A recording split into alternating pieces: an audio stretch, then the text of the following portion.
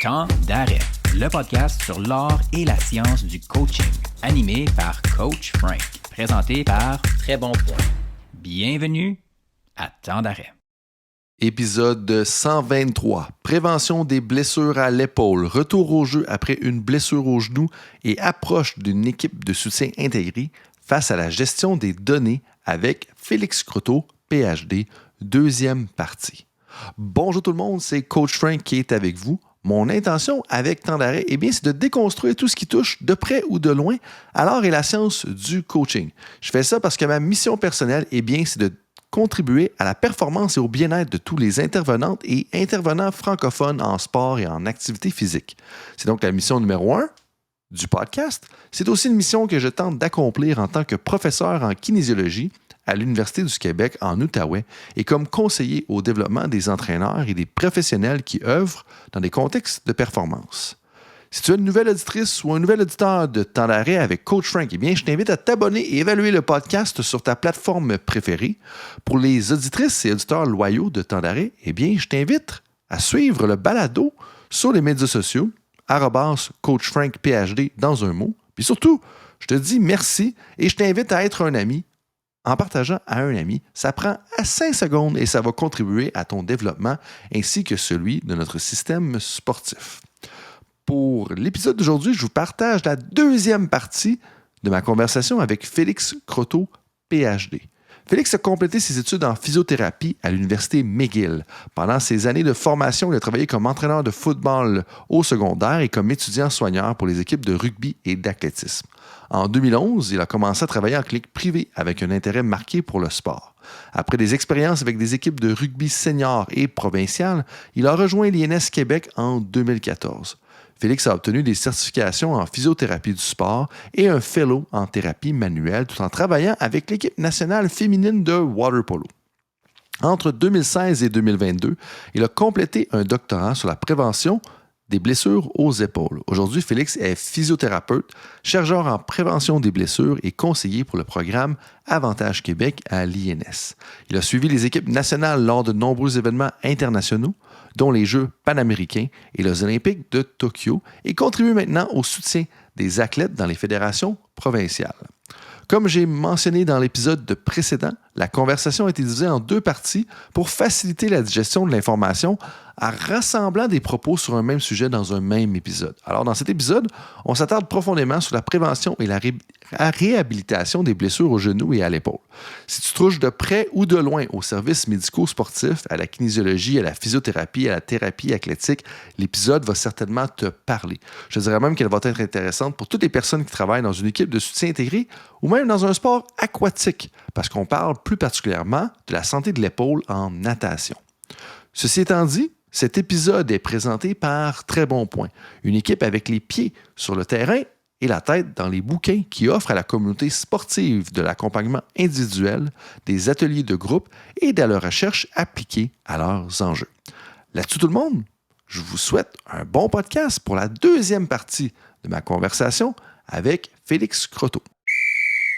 Et puis, si on revient justement aux blessures au ACL, quelque chose que je voulais te demander tout à l'heure, mais qui m'a échappé, de dire, tu te mentionnais que c'est quand même la quantité ou le taux de retour au même niveau athlétique post-blessure au ACL est quand même très bas. Je pense qu'on est dans le coin de 60%, je pense, ou 65%, si je me rappelle bien.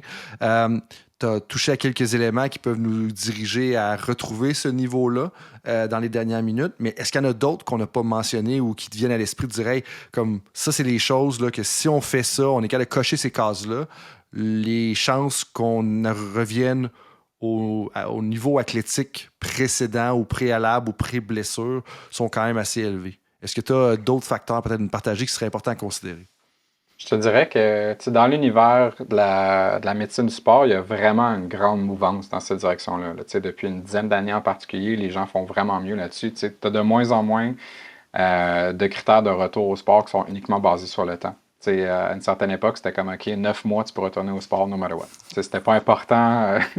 Pouvais-tu courir, sauter? C'était jamais à considérer. Tandis que tout le temps maintenant, toutes les fois que je reçois des patients à la clinique qui ont eu une opération, leurs orthopédistes m'envoient toujours un protocole de référence qu'ils aimeraient qu'on suive avec, tu sais, comme souvent, il y a des batteries de tests qui sont prévues tu sais, à certains moments, qui sont généralement, globalement, malgré tout, associés à des éléments temporels, ce qui est encore discutable.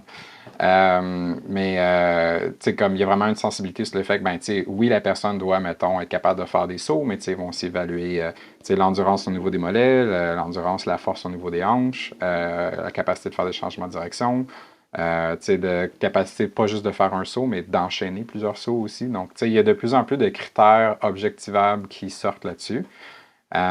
Puis de plus en plus aussi, ce qui est fantastique, c'est que, tu sais, il y a plein d'outils de mesure biomécanique, là, que tu sais, même quand moi j'ai fait mon bac, c'était toutes des choses qui étaient uniquement disponibles en laboratoire, qui dorénavant, il y a plusieurs compagnies qui rendent ça de plus en plus accessible. Donc, il y a moyen de vraiment documenter ces choses-là avec plus de précision que ce qui existait dans le passé. Tu sais, on est capable de faire mieux que de juste avoir une règle au sol puis de mesurer des distances. Tu sais, il y a toutes sortes de capteurs, il y a toutes sortes de choses dorénavant, il y a toutes sortes d'applications même qui peuvent être disponibles sur un iPhone ou sur une tablette qui permettent de mieux documenter ces choses-là puis de venir mesurer des éléments qui vont être super utiles dans l'évaluation de voir est-ce que l'athlète effectivement semble progresser d'un mois à l'autre, puis est-ce qu'on se rapproche de ce qu'on avait comme cible pré-blessure. Est-ce qu'il y a des go-to ou des incontournables que tu recommanderais à d'autres personnes qui sont en études en physiothérapie ou qui sont physiothérapeutes en ce moment, que pour toi, c'est comme, OK, non, si tu as travaillé avec la réhabilitation, réadaptation, comme c'est des incontournables? Ben, tu sais, je te dirais, mettons, juste au niveau de l'évaluation de la force, tu sais, il y a 15 ans, mettons, tout se faisait manuellement. Tu sais, comme t'accotes la personne, puis à l'école, on apprend toutes les positions optimales pour que ton levier soit le plus fantastique possible, puis tu as l'air d'un king, même si les athlètes sont quand même assez forts. Fait que tu es capable de venir évaluer ça, mais le problème, c'est que une étude que j'ai citée à un moment donné que je trouvais fantastique, là, ils ont pris comme 100 athlètes, puis qui étaient juste des athlètes que tout le monde considérait qui étaient super forts, égal des deux bords. Puis ils leur ont tous fait passer des tests sur un dynamomètre isocinétique, puis finalement, il y a comme en moyenne 35% d'asymétrie entre la droite et la gauche. T'sais. Quand même! Fait que, dès que les gens sont quand même relativement forts, ça devient de plus en plus difficile de nuancer à quel point sont-ils forts, puis d'être capable d'être exact là-dedans. Donc, il y a des outils manuels qui existent maintenant, mais souvent, dès que tu veux vouloir évaluer un groupe musculaire très fort, ça devient vraiment plus difficile de te positionner correctement. Puis, je pense qu'il y a des belles ressources qui existent là-dessus. On a une couple de Québécois aussi qui font des publications sur ça, puis qui partagent de l'information en ligne avec des exemples, des vidéos, des photos dans leurs études aussi, le setup optimal pour être capable d'avoir quelque chose qui est reproductible, qui va bien fonctionner, que l'athlète ne bougera pas partout sa table, que la personne ne sera pas limitée dans sa capacité d'évaluer la force de l'athlète juste de par son propre poids. J'ai une de mes collègues qui est vraiment toute petite, donc quand on a des athlètes super forts, ben, s'ils sont capables de lever 200 livres, c'est comme elle n'a pas assez de poids pour être capable d'arrêter la jambe. T'sais. Elle vit pas la même réalité que mon best man au mariage qui est 6 pieds 5, qui pèse 240 livres et tout ça, que cet enjeu-là pour lui, c'est pas tellement présent. Là. Exactement. Fait que, il y a une considération à mettre au niveau, comment je vais installer mon appareil, comment je vais utiliser. Il y a des systèmes de sangles, souvent, qui viennent avec ces choses-là aussi pour être capable d'avoir une résistance qui est fixe. Puis, je pense de prendre le temps, il y a beaucoup d'appareils différents qui font ça, puis, il y en a qui sont mieux démontrés comme étant plus fiables dans la littérature que d'autres, mais grosso modo, c'est des technologies qui se ressemblent. Fait que, je te dirais, un exemple pour moi, c'est ça, c'est de dire, n'importe qui travaille avec une population qui est quand même assez forte devrait avoir un dynamomètre qu'ils peuvent utiliser pour être capable d'être plus précis par rapport à ça. Puis de suivre les protocoles suggérés pour que la mesure soit fiable. Good, ouais, tout à fait. Puis, est-ce qu'il y a des applications peut-être qui peuvent faciliter le processus? Pas nécessairement ce genre de test-là, mais comme juste le processus d'évaluation en général? Je te dirais, il y a beaucoup d'applications qui fonctionnent super bien pour tout ce qui est l'évaluation plus cinématique. Quand tu as vraiment un intérêt de regarder le mouvement particulièrement, il y a plein d'applications gratuites qui font un excellent job. Où est-ce que là, mettons que tu regarderais un mouvement de squat unilatéral, puis là, tu vas voir, est-ce que le bassin tourne, est-ce que le genou rentre en dedans, est-ce que le pied s'affaisse. Puis tu as plein d'applications gratuites qui permettent de regarder ça. Juste En fait, juste niaiseux, mais tu sais, le filmer en slow motion puis le regarder au ralenti, déjà, c'est très riche comme information. Puis, tu sais, c'est très facile de donner ce feedback-là à la personne aussi qui peut regarder son vidéo en temps réel puis voir, tu sais, de quoi tu parles. Puis tu as des applications aussi qui permettent tu sais, de mettre des marqueurs dessus où est-ce que tu sais, tu vas pouvoir avoir un cadre de référence par rapport tu sais, aux. Eux autres, ils vont créer un avatar de la personne dedans. Puis là, ben, tu sais, tu peux avoir une approximation tu sais, d'asymétrie d'angle au niveau du genou, de la hanche, etc. Puis je pense que c'est important de le mentionner parce que des fois, on a l'impression que c'est pas accessible, mais ça l'est beaucoup. Puis on a tendance à pas les utiliser juste parce qu'on ne veut pas changer un peu notre façon de faire, mais ça devient très important pour créer des repères un peu plus objectifs ou un peu plus constants. Parce que même si on évalue soit la force du quadriceps en faisant un levier au niveau de la cheville, là, j'imagine, là, si je comprends bien un peu les différentes techniques qui sont utilisées, ben ça reste quand même un feeling un peu de la force de l'athlète versus le dynamomètre qui donne quand même un constat assez objectif là, si le protocole est bien suivi. Parlant Vas-y. Ouais. Puis tu sais, je travaille en clinique la moitié de mon temps. J'ai d'autres chapeaux à l'INS, mais je suis chercheur aussi par la bande. Tu sais. Fait que, tu sais, j'ai une appréciation pour le fait que tu sais, c'est super important qu'un outil soit reproductible et fiable. Tu sais, dans le sens que des fois, le problème, c'est qu'avec les nouvelles technologies disponibles, il y en a qui ne sont pas si fiables que ça. Puis la marge d'erreur n'est pas écrite dessus, fait que tu ne le sais pas. Donc, tu sais, même des choses comme les GPS sur des montres, des affaires de même, les gens pensent que c'est beaucoup plus précis que ça l'est réellement. Fait que, tu sais, je pense que c'est toujours important de se garder un respect pour la possible marge d'erreur qu'il peut y avoir. 5% a tendance à être, pour la plupart de ces outils-là, le cut-off qu'eux visent dans le laboratoire. Faut que tu fouilles loin là, dans les documents de spécificité sur leur site web pour les retrouver. Mais c'est généralement la cible. Fait que, tu sais, je pense que tout le monde, tu sais, quand tu mesures un élément précis dans ton encadrement de l'athlète ou de ton patient, puis te dire, ben écoute, mettons, j'ai mesuré qu'il faisait, je sais pas moi, 22 kilos de force à tel muscle, mais te mettre plus ou moins 5% là, dans ta note, là, c'est toujours une bonne idée parce que d'une fois à l'autre, ça se peut que si tu es en dedans de ce 5%-là de degré d'erreur, ben, il n'y a peut-être pas vraiment de gain. Puis il n'y a peut-être pas non plus de perte. Là. Ça va dans les deux sens. Là. Des fois, le monde, ils ont l'impression qu'ils ont travaillé bien fort, ils reviennent 3 semaines plus tard, puis finalement, il n'y a rien qui a changé, puis ils sont super depressed, alors qu'ils ont peut-être 5% de gain, puis c'est juste qu'on ne l'a pas capturé dans notre mesure. T'sais. Puis le lien que tu fais justement avec la préparation mentale de l'athlète est quand même important parce que ça a l'air un 5% de différence qui peut affecter comme l'athlète va juste faire comment ça, j'ai perdu de la force, mais en réalité, tu es juste à l'intérieur de l'écart. Puis je veux quand même faire un petit aparté sur les appareils technologiques comme les montres GPS que tu as mentionné. Tu sais, de dire que j'écoutais justement une balado récemment d'un expert justement sur les appareils, puis la fiabilité, puis à quel point c'est rigoureux. Puis, tu sais, il rappelait à quel point qu'il ne faut pas oublier que c'est tout le temps des estimations parce que les compagnies ne sont pas récompensées par la précision de leurs résultats. Les compagnies qui font des ventes là, marché, là, pas les compagnies qui vendent du matériel pour les universités, bien entendu, mais on parle de Garmin, on parle de Apple, puis limite, puis pas qu'ils ont des mauvaises intentions nécessairement, mais financièrement, ils sont récompensés par l'accessibilité de la donnée. Par exemple, si ta variabilité de la fréquence cardiaque, tu la prends sur ta montre Garmin ou ta montre Apple, comme c'est une estimation qui est partie d'une formule mathématique sur un point de données qui est super pas précis. Fait qu'il faut pas faire une crise de panique. Puis là, je sais pas que si vous faites une crise de panique, c'est la vie, là, mais il faut pas faire une crise de panique si la variabilité de la fréquence cardiaque, elle change drastiquement d'un jour à l'autre parce que en bout de ligne, c'est vraiment pas fiable ce qu'on a sur la montre Garmin et d'autres, par exemple. Puis ça, c'est juste pour une donnée, mais ça, c'est important de toujours le garder en considération. Mais là, on a plein de sujets, puis là, je pense que tu représentes... La conversation représente bien le fait que tu es un couteau suisse. Ouais. Mais là, on va arriver peut-être sur le parti couteau de ton couteau suisse, voulant dire les particularités de l'épaule dans la préparation physique des athlètes puis dans la réhabilitation. Je voulais t'en parler, parce que si je me trompe pas, ta thèse de doctorat elle a porté principalement là-dessus, même je dirais uniquement là-dessus. Le coach de natation que j'ai référé en début de conversation voulait t'entendre parler de ça. Moi, je vais t'entendre parler de ça parce que dans un projet de consultation antérieur qu'on a fait, on avait recensé un article qui indiquait que 92% des athlètes en natation ont des maux d'épaule. Comme, pourquoi on est à 92% selon toi? C'est quand même majeur.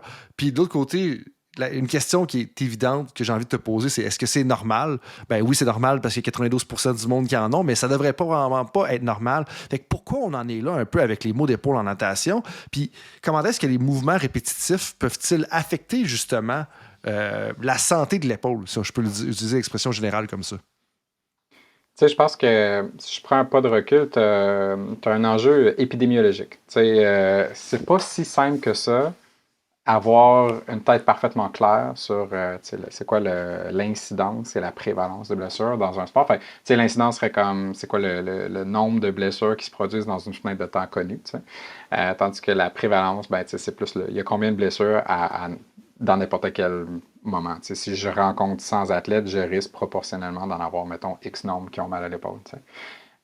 Fait que souvent, pour réaliser ce type d'études-là, tu as comme quelques approches différentes. Les meilleures études Top Gun, c'est ce qu'on essaie, nous aussi, d'émuler dans notre, entre guillemets, laboratoire à l'INS. Donc, tu sais, on a vraiment des questionnaires qui sont organisés, qui viennent recenser certaines informations très précises et qui sont standardisés. Donc, on utilise, nous, les mêmes formulaires que le comité olympique, puis le même formulaire qu'ils utilisent dans la NCAA, puis le même formulaire que tout le monde utilise ailleurs. Fait que, ça permet de vraiment documenter qu'on parle tous de la même chose. Parce que, tu sais, de dire, est-ce que les maux d'épaule, est-ce que c'est une douleur? Est-ce que c'est le fait qu'ils sont raqués? Tu sais, y a-t-il des courbatures? C'est-tu des douleurs qui ont dû nécessiter que l'athlète arrête son entraînement? Parce que certaines études sont phrasées comme ça. Donc, pour eux, une blessure, c'est uniquement quelque chose qui a nécessité un arrêt d'entraînement. Donc, tu sais, je pense que quand on regarde ce type d'informations-là, puis, tu sais, une des premières choses que moi, j'ai eu à faire dans mon doc, c'était de faire une revue systématique sur la thématique des blessures dans le water polo. Puis, tu le vois que si les gens ils vont avec tu sais, une captation d'informations qui est par questionnaire, je dis, tu sais, mettons, dans la dernière année, avez-vous eu des problèmes à l'épaule? Ben, tu sais, tu devrais t'attendre dans un sport comme la natation à avoir un pourcentage de réponse immense. Tandis que, tu sais, si tu phrases plutôt ta question, dire quel pourcentage d'entraînement avez-vous manqué dans l'année à cause de vos maux d'épaule? Ben là, oups, soudainement, tu vas trouver que ton chiffre réduit pas mal. Puis si au contraire, ben, tu sais, combien de... dans la dernière année, avez-vous dû consulter un professionnel de la santé par rapport à une douleur à l'épaule? Ben là, oups, tu vas avoir un encore plus petit pourcentage. Fait que ces études-là doivent être prises un peu avec des pincettes en fonction de comment ils décrivent ces choses-là, mais c'est définitivement commun là, de rencontrer des athlètes qui ont des douleurs à l'épaule. Puis, tu sais, le fait de produire une gestuelle répétée de natation, mais ce serait la même chose si tu faisais un sport cyclique comme le vélo ou la course à pied. Tu sais. Tu enchaînes des centaines, voire des milliers de répétitions de gestes. Puis, tu sais, au niveau de l'épaule, ben, tu veux pas, tu tires ton poids de corps dans l'eau. Là. Ça doit être dans l'eau, tu flottes, mais tu sais, il y a vraiment un mouvement de traction qui vient nécessiter une contraction puis produire une force quand même conséquente au niveau de l'épaule avec énormément de répétitions. Tu sais, ça, veut pas, ben, ça crée un stimuli physiologique local, ce qui est normal. C'est l'objectif de l'entraînement. Tu sais. Après ça, ben, la question, c'est de savoir, tu sais, OK, j'ai créé un stimuli. Ça se peut que j'ai une réaction inflammatoire temporaire locale, mais, tu sais, mais après, ça me prend suffisamment de temps de repos pour être capable de récupérer de ce stimuli-là. Puis éventuellement, même dans l'idéal, tu sais, d'avoir un phénomène de surcompensation où est-ce que là, tu sais, je développe plus de résilience au niveau des tissus, je deviens plus fort, mes tendons sont plus raides, tout ce qui est au niveau articulaire glisse de mieux en mieux, etc., etc. Tu sais. Fait que c'est souvent la question dans des sports avec beaucoup de volume de répétition de savoir, tu sais, est-ce que le dosage entre le stimuli et la période de repos est suffisant et adéquat pour qu'il y ait une adaptation favorable? Puis souvent, ben, quand tu manques ton équilibre, ben, là, tu tombes des fois dans la mésadaptation chronique. T'sais. Puis quels sont les signes justement précurseurs de la mésadaptation ou quels sont les signes de la mésadaptation? Puis quels sont les signes précurseurs d'une blessure à l'épaule? Parce que là, j'entends les gens me dire OK, parfait, je fais ça. Il y a une douleur qui est associée à l'entraînement parce qu'on est raqué ou autre, parce qu'il y a un mouvement répétitif de traction. Mais ce qui devient utile pour les intervenants, les entraîneurs, c'est vraiment de dire OK, comme voici les signes qu'on s'en va justement vers une blessure à l'épaule. Fait que, tu sais, les signes cardinaux de l'inflammation, c'est de la chaleur, de la rougeur, de la douleur, puis une perte de fonction. T'sais, fait que si la personne a dit, tu sais, j'ai l'épaule raide, ou j'ai l'épaule fatiguée, ou musculairement, c'est inconfortable quand je pèse dessus, mais tu sais, t'as pas de rougeur, t'as pas d'enflure, t'as pas de perte de fonction, ben, à ce moment-là, t'es dans plus le phénomène des courbatures, puis ben, c'est un signe que ton corps t'envoie que t'en as fait plus que ce que tu te sentais apte à faire ce matin-là. Puis tu es en phase où ben là, tu vas avoir besoin d'une récupération suffisante. Puis si tu as une bonne séquence d'enchaînement de tes prochains stimuli, ben, tu peux profiter de ça pour avoir des adaptations favorables. sais, mais lorsque tu commences à avoir, tu sais, une douleur qui persiste, tu sais, bien au-delà de l'entraînement, de façon arbitraire, souvent, tu sais, les gens vont poser des questions dans 1 à 4 heures après ton entraînement. Est-ce que tu as des douleurs qui persistent? Tu sais, puis cette fenêtre de temps-là, ça, c'est pas normal. Tu sais, mettons, tu finis ton entraînement, puis t'es fatigué, tu as une certaine raideur, courbature locale, c'est relativement typique, mais quelqu'un qui dirait, tu sais, 3-4 heures plus tard, j'ai encore mal aux épaules, je peux pas me lever les bras au-dessus de la tête pour m'allonger, t'es comme ça, tu commences à tergiverser vers la mésadaptation. Euh, Puis, tu sais, je vais être honnête avec toi, dans la vraie vie, c'est pas toujours si évident que ça de reconnaître dans les premières phases. Puis, tu sais, tu as aussi dans certaines cultures sportives, tu sais, une certaine fierté, tu sais, de dire que tu es capable de passer à travers la douleur, tu sais, puis tu es tough, puis ça va bien aller, puis ça. Fait que des fois, les gens en clinique, nous, on les ramasse quand ça fait déjà un certain temps qu'ils ont passé tout droit, puis tu sais, tu leur passes, entre guillemets, une entrevue, tu sais, au début, tu essaies de comprendre ce qui s'est passé, puis tu sais, ils parlent, puis tu les écoutes parler, puis t'es comme, c'est évident que ça faisait un bon bout de temps que dans leur tête, ils étaient conscients qu'ils n'allaient pas dans la bonne direction. Tu sais, mais il y avait une espèce de souhait que les choses allaient par magie se résorber. Puis là, ben, ça n'a pas marché, fait qu'ils se ramassent chez nous. Puis, mais là, tu as mentionné le terme perte de fonction. Pour moi, c'est vague, perte de fonction. J'ai une idée, dans le sens que je me dis, on doit parler d'amplitude de mouvement, mais qu'est-ce que tu veux dire d'autre que amplitude de mouvement par perte de fonction? Ou c'est peut-être quoi la signification? C'est juste si je suis dans le champ, justement. Ouais. Ben, c'est parce que c'est généré parce que c'est vrai pour l'ensemble de n'importe quelle articulation. Fait que c'est OK. un terme qui englobe plein d'affaires, mais tu vas avoir un manque de mobilité ou une perte de mobilité, puis tu vas avoir définitivement une perte tu ne seras pas capable de générer autant de force avec la même articulation. Tu sais, si, mettons, si on reste sur l'exemple de la natation, tu sais, tu te dis, écoute, je suis obligé de mettre de plus en plus d'efforts pour maintenir le même rythme. Tu sais, d'une fois à l'autre, tu sais, je suis juste plus capable de générer la même tirade à chaque coup de bras. Fait comme, ben là, c'est un signe que tu n'es pas en adaptation favorable. Là. Tu commences à aller du mauvais bord. Fait que c'est la perte de fonction pourrait être un exemple comme ça. Puis si on est un entraîneur de natation, ça veut dire probablement que la distance par traction devient un indicateur qu'on veut suivre, voulant dire que tu n'es pas capable de générer la même force. Et là, si tu te rends compte que ton athlète, là, je ne connais pas les vrais chiffres, mais je vais en donner pour qu'on se comprenne, dire, il faisait une traction, et à chaque traction, il couvrait 1 mètre, j'imagine que c'est plus, là. Puis là, finalement, il se ramasse à faire 90 cm, 80 cm, 70 cm. Ben là, on tombe dans la perte de fonction. Puis il faut justement que on ouvre les yeux ou qu'on reste alerte par rapport à ça, qui fait un lien un peu avec la conversation que j'ai eu avec François Simard au niveau de rester alerte, au niveau des symptômes là, de maladie cardiaque dans l'épisode 119. Puis justement, comme quand on est un entraîneur et qu'on commence à réaliser qu'il y a une perte de fonction, comme c'est quoi les premières choses qu'on devrait faire à part de s'assurer de parler à un physiothérapeute / thérapeute athlétique, de parler à quelqu'un qui connaît un peu plus ça. Mais tu sais, si on a des moyens modestes et où le prochain rendez-vous de physiothérapie dans 3 jours, puis on se rend compte qu'il y a une perte de fonction, comme qu'est-ce qu'on fait comme coach ou qu'est-ce que tu recommanderais?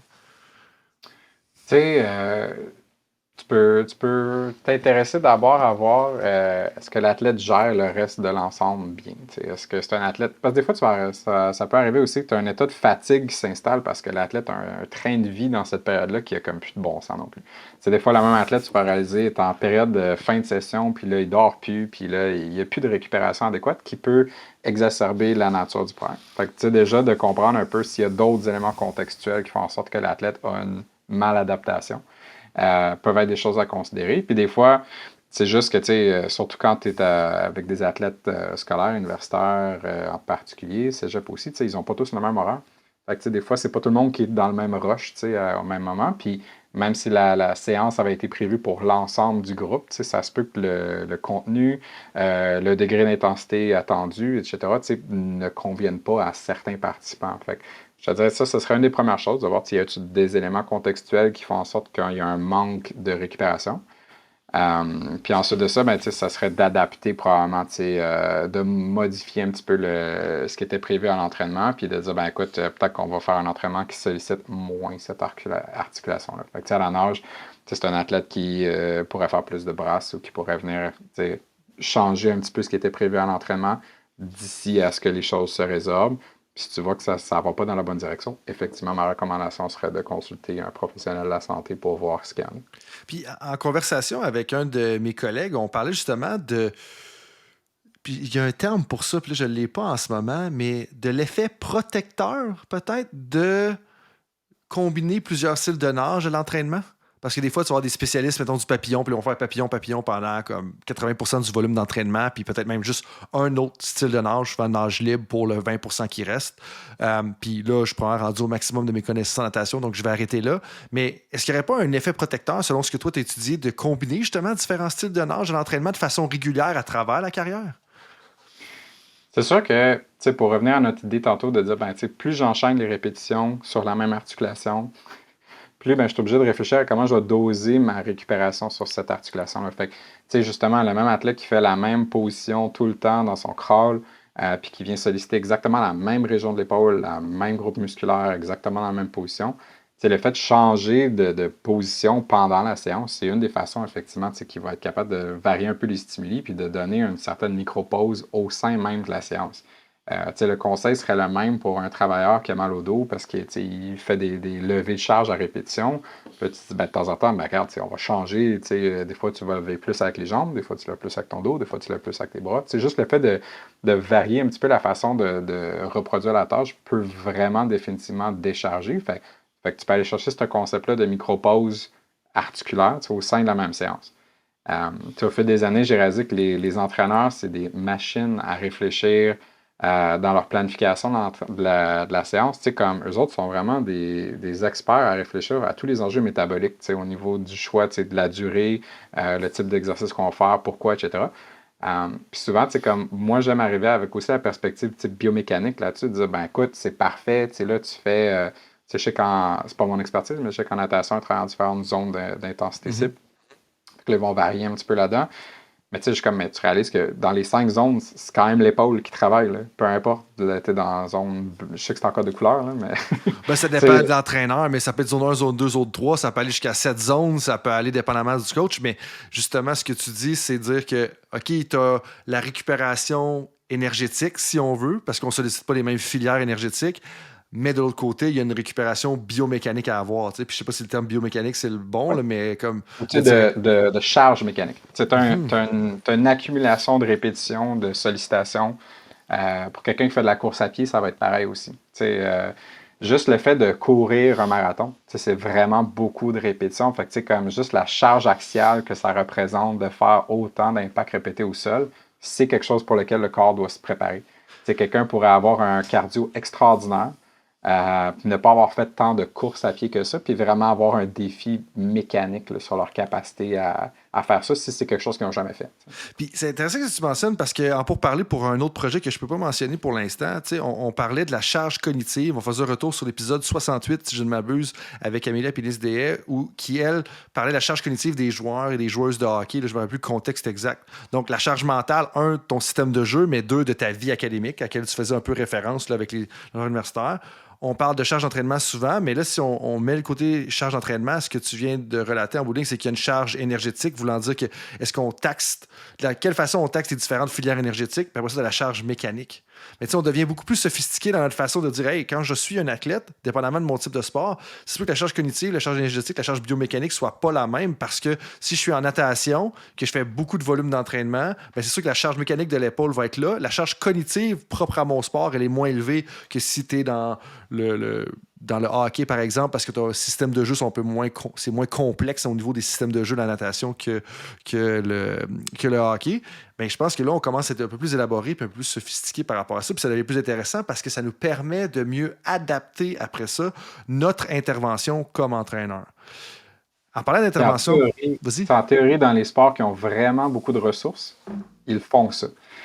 Donc, mettons, en théorie. Donc, ils ont accès à tout ce qui est nécessaire pour le faire. Donc, même juste, on parlait des GPS là, tantôt, mais il y a plusieurs sports de terrain, le rugby, le soccer, etc. Que tu as des compagnies comme Catapult, pour ne pas les nommer, là, qui ont des systèmes qui sont très répandus à travers le monde. Où est-ce que là, tu peux enregistrer les distances parcourues, la quantité de sprint, etc. Puis, fait que tu as des métriques comme ça qui sont vraiment plus au niveau de qu'est-ce qui a été accompli en termes de charge externe. Mais les mêmes appareils, souvent, ont aussi un capteur de cardiofréquence. Fait que tu as comme une charge interne aussi. Puis là, en théorie, les mêmes personnes remplissent aussi des petits questionnaires quand ils arrivent à l'entraînement le matin. Fait que là, comme tu es capable, en théorie, avec énormément de ressources comme ça, de vraiment avoir un portrait très global de l'ensemble de la chose. Puis, bon. Mais c'est quand même tu sais, c'est intéressant que tu soulèves ça parce que oui, je suis d'accord puis je suis conscient que ça se passe. Mais de l'autre côté, tu sais, à part les grands clubs de soccer dans ce monde-là, les grands clubs de rugby, j'ai l'impression qu'on le dit, qu'on a un partenariat, mais la rigueur qu'on a à intégrer tous ces différents aspects-là, permets-moi d'en douter selon ce que moi j'ai connu puis j'ai vécu. Là, mais j'ai l'impression que tu D'accord. raisonnes un peu dans le même sens. Ou est-ce qu'on a accès à ça, mais en bout de ligne, est-ce qu'on intègre tout ça vraiment dans la pratique de l'entraîneur ou ça reste justement dans l'équipe médico-sportive qui entoure ça? Puis quand je fais référence à ça, là, puis je suis sûr que c'est la même chose pour toi, on parle, oui, il y a des grandes équipes dans le monde, là, puis le Barcelona FC, par exemple, parce que ça faisait partie de 119, puis qui ont leur académie, puis clairement, qui ils prêchent pour leur paroisse. Mais c'est pas toutes les équipes dans ce calibre-là qui font ça. Puis on peut même inclure la Premier League, on peut inclure la MLS, on peut inclure les équipes qui sont en l'Euro ou à la Copa América de la CONCACAF en ce moment. Donc, est-ce que c'est un peu le même écho que tu vois ou tu as l'impression que vraiment le blues, c'est comme un incontournable puis tout le monde le fait très bien? J'ai l'impression qu'il y a peu de gens qui le font très bien. Ouais. J'ai l'impression qu'il y a beaucoup de choses qui sont disponibles. Plus les équipes ont beaucoup d'argent, plus ils ont l'impression que c'est important qu'ils fassent des choses comme ça. Ou qu'ils s'équipent avec de l'équipement de haute technologie comme ça.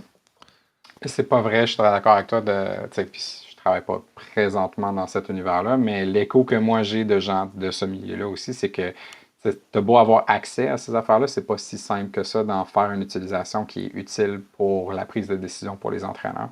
Fait que des fois, même s'il y a un outil commercial qui existe, c'est pas nécessairement cette variable-là qui intéresse l'entraîneur. D'un entraîneur à l'autre. Des fois, même dans le même club, tu vas avoir un changement de staff. Puis là, ben, on utilisait un outil X auparavant. Puis le nouvel entraîneur a dit, moi, je vois pas comment cet outil-là va m'aider dans ma prise de décision. Fait il y a un besoin de venir être capable d'adapter cette information-là, mais ça va un peu dans les deux sens aussi, où je pense que ça prend aussi, je pense, une certaine ouverture du côté des coachs, de comprendre un peu à quoi ça pourrait servir. Puis si la conclusion, c'est de dire, ben, regarde, moi, je ne vois pas ça utile parce que X, Y, Z, j'ai besoin de telle autre information à la place, ben, je pense que le AST ou l'équipe de soutien intégré doit se pencher sur la question. Puis c'est pas parce que tel outil, c'est vraiment l'outil très cool actuellement que c'est celui-là que ça leur prend. Tout à fait. Puis c'est là que ça revient à ce que tu disais tout à l'heure au départ. Puis pourquoi je pense que c'était super important, c'est la plus-value de la collaboration. C'est de bien déterminer de quoi on a besoin, qu'est-ce qu'on mesure qui est fiable, qui est valide, qui est utile, qui va nous amener à faire justement différentes prises de décision. Puis c'est là que je suis sûr que tu vas un peu dans le même sens, mais moi, c'est dans le sens que je vais dire, OK, prenons-en moins, mais assurons-nous que ce qu'on prend, on est capable de prendre une décision cohérente avec ça. T'sais? Exact. Et là, je reviens un peu à l'épaule. Peut-être dernière question d'entraîneur que je sais qui était importante pour lui. Là, la question était importante pour cet entraîneur-là. C'est quoi l'importance justement de l'échauffement et des étirements pour la santé des épaules en natation particulièrement? Tu sais, la question des étirements, c'est un sujet épineux. OK. Parce qu'en fait, il y a à peu près aucune étude qui a déjà démontré que faire des étirements, ça diminue les risques de blessure. Fait que déjà, là, en partant, ben là, il y a plein de coachs qui ont fait comme fantastique, je ne fais plus jamais d'étirement. Mais il y a quand même plusieurs nuances à apporter là-dessus. Puis la première, je te dirais, je pense que c'est très important que d'un point de vue d'efficacité biomécanique, ce qui est très important en natation, que la personne soit capable de se mettre dans une position optimale pour faire son geste. Donc, tu sais, comme je te disais, si tu es un athlète qui n'a pas assez de mobilité au niveau des épaules pour se mettre dans une posture favorable, pour avoir une tirade efficace, pour avoir un mouvement qui est smooth, ça va être un enjeu de performance. Donc, sans dire que tu as besoin d'une flexibilité extraordinaire, tu en as besoin d'assez pour être capable de te mettre dans une position favorable. Puis la nuance que j'apporterais là-dessus, c'est que ça veut dire que c'est important pour quelqu'un qui manque de flexibilité de travailler sur ça, mais ce ne serait pas nécessairement quelque chose qui, pour moi, serait primordial au niveau de l'échauffement avant la pratique du sport. C'est probablement plutôt quelque chose que tu pourrais travailler en dehors de ça, le soir avant de te coucher. Mais au niveau de ce qui est démontré plus en prévention de blessures, puis qui s'appliquerait aussi autant en natation, même si ce n'est pas aussi ancré dans la culture, tu as 4 vraiment éléments, tu as 4 piliers qui sont vraiment bien démontrés au niveau de leur efficacité pour diminuer les facteurs de risque de blessure en échauffement. De un, ça te prend un aspect qui est cardiovasculaire. Le fait d'élever la température corporelle a un paquet de bénéfices physiologiques importants pour être plus apte à entreprendre une activité sportive. Ensuite de ça, tu vas avoir une sollicitation musculaire, donc quelque chose qui est plus un exercice en résistance. Donc, tu sais, régulièrement sur le bord des piscines, on va voir des jeunes avec des élastiques, tu sais, puis qui font toutes sortes de mouvements de rotation d'épaule, etc. Mais moi, je trouve que souvent, tu sais, les élastiques sont vraiment mous. Tu sais, il y a beaucoup de gens qui font toutes sortes d'affaires, mais je pense pas que la résistance est suffisante pour réellement avoir un impact, là. Donc, tu sais, puis ils racontent leur week-end en même temps, puis ils font toutes sortes d'affaires. C'est comme, clairement, tu vois que c'est pas particulièrement difficile pour eux de faire ça, tu sais. Fait que tu as l'élément de renforcement qui est important, puis je pense qu'il y a un effet d'intensité qui est peut-être pas assez présent. Ce serait quoi une résistance suffisante? Ben, tu sais, quand même, souvent, les gens vont faire, mettons, de 5 à 10 répétitions, 1 ou 2 sets, souvent, de différents exercices, dans des programmes classiques d'exercices de warm-up pour de la prévention. Fait il faut qu'après 5 à 10 répétitions, ça ne te tente plus d'en faire d'autres. C'est comme si tu as un petit élastique jaune d'un demi-millimètre d'épais, puis que tu as l'impression que tu pourrais faire 450 répétitions. Je suis comme, clairement, c'est insuffisant. Fait que si la cible c'est 5 à 10, ben, il faut qu'après 5 à 10, il y a un peu de fatigue. C'est le temps que tu switches de bras. Fait que, dépendamment du dosage qui est là-dessus, ça serait ma cible. Ensuite de ça, ben, tu veux travailler tout ce qui est plus équilibre ou proprioception. Fait que pour les sports comme, mettons, le rugby, le soccer, il existe des programmes comme le FIFA 11+, le programme Activate, puis ça. Où est-ce que là, c'est beaucoup de l'équilibre sur un pied, mais c'est l'élément proprioceptif qui est important. Fait que en natation, ça serait probablement plus dans une position de push-up ou d'un bras à la fois, les yeux fermés, d'être capable d'avoir cet élément-là plus proprioceptif au niveau de l'épaule. Puis éventuellement, un élément plus d'agilité aussi, où est-ce que là, il y a un côté réactif, il y a un côté en déplacement plus rapide. Fait qu'encore une fois, d'autres choses qui pourraient être faites. Là. Tandis que de façon classique, quand moi, mettons, je suis à une compétition, parce qu'on reçoit de temps en temps, quand notre stade n'est pas en feu, on reçoit des compétitions de natation. Puis je vois beaucoup de jeunes qui font énormément d'étirements. Puis beaucoup d'exercices d'élastique, mais avec des élastiques très faibles. Puis ils ont l'air d'en faire 250 répétitions dans toutes les directions. Fait je pense que d'avoir un accent qui est plus sur l'aspect cardiovasculaire, une résistance avec une intensité qui est suffisante pour vraiment chercher une contraction musculaire adéquate, plus d'équilibre, puis plus de travail de changement de direction plus rapide. Okay. Et avant de rentrer dans les questions éclairs, en fait, ça va être la question éclair pour aujourd'hui. Avant de rentrer là-dedans, je veux revenir sur, tu parlais d'agilité de proprioception de l'épaule. Juste pour qu'on sache concrètement qu'est-ce qu'on peut faire, est-ce que, par exemple, on pourrait dire de faire des push-ups sur les mains aux athlètes, puis de dire, OK, ça va travailler la proprioception de l'épaule? Ou comme juste le tenir en stabilité, c'est-tu un peu ça que tu veux dire? Puis après ça, quand tu parlais d'agilité, est-ce qu'on parle, toujours dans un contexte de natation, parce que faire de l'agilité dans le contexte de soccer, rugby, j'ai l'impression que c'est évident un petit peu pour tout le monde, mais des fois, des sports, je veux dire, un peu moins mainstream, là, mais des sports un peu moins populaires, malgré que la natation est très populaire, là, c'est pas le bon terme, mais on se comprend mainstream, je pense que c'était le terme parfait pour exprimer ce que je veux dire. Est-ce qu'on parle de faire de l'échelle sur les mains, justement, des choses comme ça? Qu'est-ce que tu as en tête pour la proprioception puis l'agilité, plus peut-être du haut du corps en préparation pour la natation? Fait que, si tu allais vraiment dans un mouvement de push-up, là, je pense qu'on serait plus dans une question de renforcement. Puis c'est correct, c'est un des piliers, c'est important. Mais pour l'aspect plus proprioceptif, je dirais plus où est-ce que oui, tu es dans une position de planche, puis tu lèves un bras à la fois, tu le fais avec tes yeux ouverts, les yeux fermés. Il existe des outils aussi, des petits ballons où est-ce que tu peux être en position push-up, là, tu te passes le ballon d'une main à l'autre, où est-ce que là, tu as une question de travail comme ça. Puis côté agilité, ben, tu veux une agilité qui est quelque chose qui est réactif. Fait que, ça peut être tout simplement des jeux de ballon où est-ce qu'on se lance les ballons. Puis tu as un élément qui est la question juste de rajouter de la vitesse puis du changement de direction dans ce que tu fais aussi. Fait que ce serait plus ça qui ressemblerait là-dessus pour le haut du corps. Puis est-ce que tu décommandes les deux exemples que j'ai faits? Bon, le push-up épaule, donc avec les pieds sur le mur, tu descends, plus renforcement, ça va. Puis exemple, d'agilité au niveau de... pour ceux qui ont une bonne force musculaire, bien entendu. Mais pour l'agilité au niveau de l'échelle avec les mains, est-ce que tu décommandes ça pour vraiment aller vers les lancers de balles puis ces choses-là? Je pense que l'échelle, ça pourrait être bien. C'est juste que, il y a un élément de force qui est important là-dessus. Fait que, dépendamment de ton groupe d'âge. Je pense que tu as des jeunes plus petits, l'échelle en déplacement rapide, ils vont trouver ça rock'n'roll. Mais en même temps, tout ce qui est des bear crawl, des trucs comme ça, où est-ce que tu as un élément de déplacement, puis là, sur un sifflet, où est-ce que on arrête soudainement, puis on repart. La question, il y a un enjeu de réactivité qui est important dans le concept de l'agilité. Fait que, il y a un moyen pour les entraîneurs aussi de rendre ça drôle et fun. Puis je pense que tu as un bon point, mais justement, le push-up tête inversée, genre, c'est le genre d'affaire. Il faut quand même que tu aies un excellent degré de force et aucune instabilité à l'épaule pour que ça vienne. Tout à fait. Ou Fait que, pour je pas pense que causer tu de as raison blessure. aussi. Oui. Mais mettons, comme dans ces 4 piliers-là, le choix d'exercice peut être vraiment adapté en fonction du niveau d'expertise des personnes présentes, là, avec des choses musculairement plus engagées pour les athlètes plus développés au niveau musculaire, puis des choses plus simples pour les athlètes plus jeunes. Et le jeu de main sur l'échelle à ne pas faire sur le bord d'une piscine qui est mouillée. Sinon, ça se peut qu'on ait des interventions chirurgicales au niveau du dentier qu'il va falloir subventionner. Très payant pour les dentistes. Peut-être si on est dans cette crowd-là. Ceci étant dit, merci beaucoup pour tes insights, Félix. C'est super intéressant. Peut-être juste une question éclair pour toi, considérant le temps et que j'ai dépassé abondamment le temps qu'on avait prévu. En fait, moi, je suis curieux de savoir qu'est-ce qui va devenir un avantage compétitif dans le monde du sport dans 10 ans à tes yeux? Toi qui es un érudit des sciences du sport, avec une spécialité en physiothérapie, particulièrement de l'épaule, mais je pense que ce serait limité de dire que c'est que ça que tu connais clairement plus de choses que ça. Qu'est-ce qui va devenir un avantage compétitif dans le monde du sport dans 10 ans? Ben, écoute, on y a touché un peu tantôt. Je pense qu'il y a, écoute, une explosion de bébelles.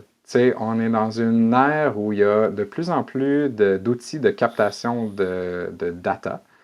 Puis à un moment donné, j'étais tombé récemment sur un graphique que je n'avais pas revu depuis longtemps, mais où est-ce que tu dis, ben, tu as comme le niveau d'information en fonction du niveau d'expérience, puis ben, là, on est dans la phase où il y a vraiment beaucoup de data, qui est en fait un packet shift, puis là, il faut que tu colliges cette information-là de façon intéressante pour obtenir de l'information. Puis là, une fois que tu as de l'information, ben, tu peux contraster ça avec des standards connus, etc., pour aller chercher une analyse, que là, tu as des connaissances, puis éventuellement d'être capable, avec ces connaissances-là, en fonction de ton expérience, de gérer, est-ce que c'est un enjeu qui est primordial, qui ne l'est pas, est-ce que c'est quelque chose qu'on veut gérer plus tard ou pas. Puis là, ben, là, ils parlaient qu'eux autres, c'est là que la sagesse apparaît. Fait que je pense que les équipes de soutien intégré qui vont être bonnes à maîtriser ça, vont vraiment se démarquer dans l'avenir. Je pense que là, écoute, tout le monde peut obtenir sa fréquence cardiaque du jour, sa distance, son nombre de pas, etc. Avec n'importe quelle montre. Pauvre Garmin qu'on a massacré. J'aime beaucoup ma montre Garmin. Ben, moi aussi, d'ailleurs, je ne jure que par elle, mais je veux dire, c'est parce que c'est l'exemple facile. Exact. Mais tu sais, ben, il y a beaucoup d'outils qui permettent de capter énormément de data. Puis je pense qu'en ce moment, comme là, on rentre dans un univers où de plus en plus les gens vont devoir s'équiper de gens qui peuvent analyser de façon intelligente et contextualiser cette information-là pour les aider dans leur prise de décision.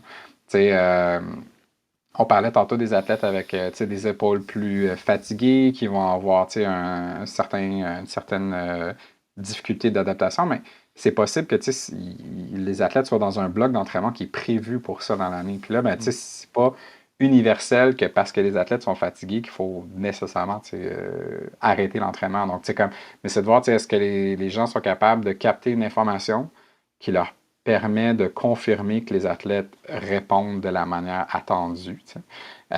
Puis qu'on s'en va vers une phase où on dépassera pas l'autre bord de la colline dans la mésadaptation chronique de tous. Puis d'être capable d'utiliser intelligemment les outils disponibles va être, d'après moi, vraiment clé à l'avenir pour le faire. Parce que il y a de plus en plus d'intelligence artificielle qui est rentrée dans les algorithmes pour ça. Puis, il y a une expression dans cet univers-là, ils disent garbage in, garbage out. Fait que, c'est pas parce que tu as beaucoup de données à rentrer dans ton algorithme que le output va nécessairement être intelligent. Comme l'ordi va te dire ce que tu veux savoir. Fait que, comme s'il y a vraiment beaucoup de data avec très peu de contextualisation de cette information-là, je pense que les gens vont des fois faire des erreurs d'entraînement, ce qui peut mener à des blessures, des contre-performances, etc. Donc, d'être capable de passer à un autre niveau, de ne pas juste collecter de l'information, mais de collecter de l'information puis d'être capable d'avoir une analyse intelligente de ces choses-là, ça, je pense, c'est ce qui va vraiment faire en sorte que certains pays vont prendre un air d'élan. Ça me fait beaucoup réfléchir ce que tu viens de mentionner. Ça renforce l'importance de dire, de bien te poser la question, qu'est-ce que tu veux récolter comme données, puis après ça, comment tu vas le récolter. Puis si tu as bien fait ce travail-là, là, après ça, tous les autres outils qui vont venir autour, ou les outils qui t'aident à faire cette récolte-là, là, ça va être pertinent, puis ça va être valable. Puis ça ne sera pas du garbage in, garbage out. Fait que ces deux questions-là deviennent cruciales, puis après ça, tu peux penser à toutes les assistances ou tout le soutien que tu peux avoir pour ça. Mais les questions fondamentales de recherche de chercheurs vont devenir probablement encore plus prévalentes, selon ton commentaire, dans ce qu'on va faire comme intervention sportive dans les 10 prochaines années. C'est sage. Comme disait Enda King, qui est un biomécanicien, vraiment un top chercheur au monde, il dit Data is king, but context is God. OK, intéressant. Donc, Context is God. C'est pas lui qui l'a. Je ne me souviens plus du quote original, là, mais de dire qu'écoute, si tu n'as pas d'informations pour être capable d'aider ta prise de décision en 2024, tu manques le bateau. Mais au-delà de ça, d'être capable de faire du sens à cette information-là en fonction du contexte, ça, c'est le niveau supérieur que, on en parlait un peu tantôt. Je pense qu'il n'y a pas beaucoup de clubs sportifs qui sont rendus excellents à faire ça dans leur pratique. Tout à fait. Là-dessus, Félix, merci beaucoup pour ton temps. Merci beaucoup pour ta sagesse en lien avec ton commentaire. Et puis, si les gens ont des questions supplémentaires par rapport à ce qu'on a discuté aujourd'hui, comment est-ce qu'ils peuvent te rejoindre? Écoute, merci encore de ton invitation. Les gens peuvent m'écrire, on laissera mes coordonnées, si tu veux, dans les liens à la fin, mais à l'Institut, mon adresse courriel là-bas. C'est probablement par courriel le plus simple sur LinkedIn et sur Twitter, etc. Ça va me faire plaisir si les gens ont des questions, puis ils veulent poursuivre la conversation. Parfait. Je me porte garant de ce que tu viens tout juste de dire. Une personne très généreuse de ses connaissances et de sa sagesse. Merci beaucoup, Félix, encore une fois. Et pour tous les éditeurs et toutes les éditrices de Temps d'arrêt, je vous dis un gros merci et je vous dis à la prochaine pour un autre épisode. Salut tout le monde, merci d'avoir écouté l'épisode de Temps d'arrêt. Est-ce que vous voudriez recevoir une petite réflexion de ma part par courriel une fois par mois? Si oui, je t'invite à t'inscrire à l'infolettre de Temps d'arrêt sur mon site web dans laquelle je partage les derniers épisodes de la balado, les dernières réflexions que j'ai explorées dans ma recherche et les dernières actualités pertinente du monde du coaching. Alors, si tu aimes te faire challenger dans tes idées ou tout simplement rester à jour, visite le coachfrankphd.com ou un de nos médias sociaux pour t'inscrire et ainsi recevoir l'infolettre. Autrement, je te dis merci d'être avec moi dans l'aventure de Temps d'arrêt et je te dis à la prochaine.